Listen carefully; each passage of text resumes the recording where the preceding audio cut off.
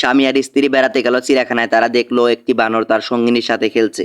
স্ত্রী দৃশ্য দেখে মুগ্ধ হয়ে স্বামীকে বলল, কি চমৎকার ভালোবাসার দৃশ্য। তারপর তারা গেল সিংহের খাঁচার কাছে। দেখলো সিংহ খাঁচার এক পাশে চুপচাপ বসে আছে, অন্য পাশে সিংহীটাও বসে আছে। স্ত্রী দেখে বলল, আহা কি ভালোবাসার নির্মম পরিণতি। স্বামী এতক্ষণ চুপচাপ তার স্ত্রীর পাশে হাঁটছিল, এবার নীরবতা ভঙ্গ করে বলল, ধরো এই কাছের টুকরা সিংহের দিকে ছুঁড়ে মারো, আর দেখো কি ঘটে।